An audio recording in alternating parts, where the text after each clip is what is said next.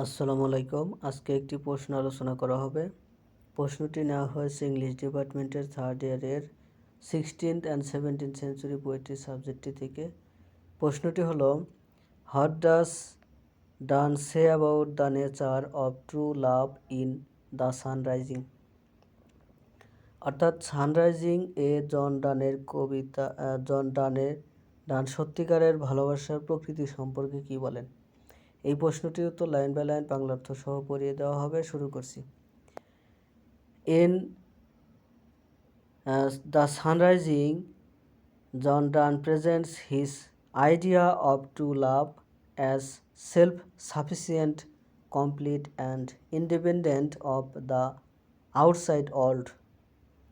The poem is a love lyric in which the poem expresses his intense happiness and sense of fulfillment in the presence of his beloved. Donne shows that when love is perfect, it needs nothing from the external world to feel complete. অর্থাৎ the sunrising এ জন ডান সত্যিকারের ভালোবাসার ধারণাটি আত্মনির্ভরশীল, সম্পূর্ণ এবং বহির্বিশ্ব থেকে স্বাধীন হিসেবে উপস্থাপন করেছেন। কবিতাটি একটি প্রেমের গীত, যেখানে কবি তার প্রেয়সীর উপস্থিতিতে তার তীব্র সুখ এবং পরিপূর্ণতার অনুভূতি প্রকাশ করেছেন। ডান দেখান যে যখন প্রেম নিখুঁত হয় তখন সম্পূর্ণ বোধ করার জন্য বাইরের জগতের কোনো কিছুর প্রয়োজন হয় না। At the beginning of the poem, the poet angrily addresses the sun as a busy old fool and an unruly intruder. He scorns the sun because it disturbs the lovers by marking time and reminding them of daily duties. The poet boldly claims that he can defeat the sun simply by closing his eyes, and he even suggests that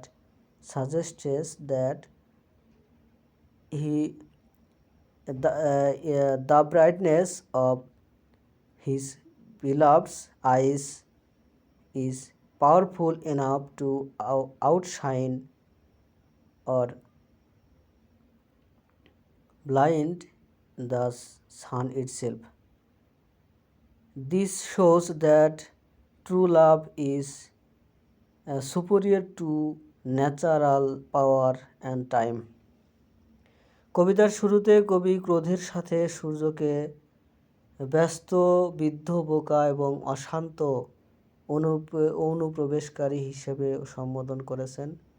তিনি সূর্যকে তিরস্কার করেন কারণ এটি সময় চিহ্নিত করে এবং তাদের দৈনন্দিন কর্তব্যের কথা মনে করিয়ে দিয়ে প্রেমিকদের বিরক্ত করে। কবি সাহসের সাথে দাবি করেন যে তিনি কেবল চোখ বন্ধ করে সূর্যকে পরাজিত করতে পারেন এবং তিনি এমনকি পরামর্শ দেন যে তার প্রেয়সীর চোখের উজ্জ্বলতা সূর্যকে ছাপিয়ে যাওয়ার বা অন্ধ করার জন্য যথেষ্ট শক্তিশালী। এটি দেখায় যে সত্যিকারের ভালোবাসা প্রকৃতির শক্তি এবং সময়ের চেয়ে শ্রেষ্ঠ। ডান then contrasts the world of love with the external world. He presents the lover's room as a microcosm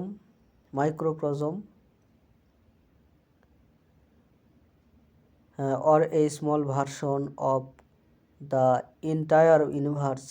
According to the poet, all the riches, glory, and beauty of the outside world are contained within the lovers themselves. The lover do not need travel, wealth, or power because love gives them everything. Thus, true love is shown as self-contained and all-satisfying. জন ডান তখন প্রেমের জগৎকে বাইরের জগতের সাথে তুলনা করেন। তিনি প্রেমিক প্রেমিকাদের ঘরকে একটি ক্ষুদ্র জগৎ বা সমগ্র মহাবিশ্বের একটি ক্ষুদ্র সংস্করণ হিসেবে উপস্থাপন করেন। কবির মতে বাইরের জগতের সমস্ত ঐশ্বর্য, গৌরব এবং সৌন্দর্য প্রেমিক প্রেমিকাদের মধ্যে নিহিত। প্রেমিক প্রেমিকাদের ভ্রমণ, সম্পদ বা ক্ষমতার প্রয়োজন হয় না, কারণ প্রেম তাদের সব কিছু দেয়। সুতরাং সত্যিকারের ভালোবাসাকে স্বয়ংসম্পূর্ণ এবং সর্বতৃপ্তিদায়ক হিসাবে দেখানো হয়েছে। In a confident but boastful tone, the poet praises his beloved, saying that she contains within herself all the wealth and splendor of both the East and the West. In the final stanza, Donne reaches the climax of his idea of love when he says, she's all states and all princes. This means that his beloved represents the entire world and he is the ruler of the world. Political power and worldly authority become meaningless compressed to the power of love. অর্থাৎ আত্মবিশ্বাসী এবং গর্বিত সুরে কবি তার প্রেয়সীর প্রশংসা করে বলেন যে তিনি নিজের মধ্যেই পূর্ব ও পশ্চিম উভয়ের সমস্ত সম্পদ এবং জাঁকজমক ধারণ করে। শেষ স্তবকটিতে ডন তার প্রেমের ধারণার চূড়ান্ত পর্যায়ে পৌঁছেছেন, যেখানে তিনি বলেন, সে সমস্ত রাজ্য এবং সমস্ত রাজপুত্র আমি। এর অর্থ হলো আমি প্রেয়সী সমগ্র বিশ্বের প্রতিনিধিত্ব করে। এর অর্থ হলো তার প্রেয়সী সমগ্র বিশ্বের প্রতিনিধিত্ব করে এবং সেই বিশ্বের শাসক। প্রেমের শক্তির তুলনায় রাজনৈতিক ক্ষমতা এবং জাগতিক কর্তৃত্ব অর্থহীন হয়ে পড়ে।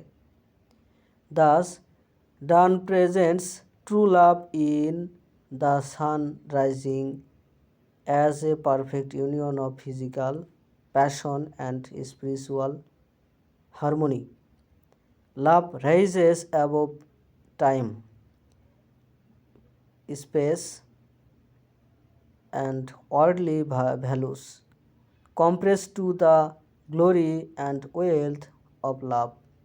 The riches of the external world are insignificant.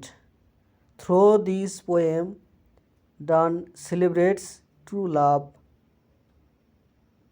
as complete, eternal, and supreme. অর্থাৎ এভাবে জন ডান সানরাইজিং এ প্রকৃত ভালোবাসাকে শারীরিক, আবেগ এবং আধ্যাত্মিক সম্প্রীতির একটি নিখুঁত মিলন হিসেবে উপস্থাপন করেন। ভালোবাসার সময়, স্থান এবং জাগতিক মূল্যবোধের ঊর্ধ্বে উঠে যায়। প্রেমের গৌরব এবং ঐশ্বর্যের তুলনায় বাহ্যিক জগতের ঐশ্বর্য নগণ্য। এই কবিতার মাধ্যমে ডান প্রকৃত প্রেমকে সম্পূর্ণ, শাশ্বত এবং সর্বোচ্চ হিসেবে উদযাপন করেছেন। ধন্যবাদ সহায়তা থাকার জন্য। ভিডিও কেমন লাগে সেটা কমেন্টে জানাবেন এবং কোন কোন টপিকে ভিডিও দিলে ভালো হয় সেটাও কমেন্টে জানাবেন।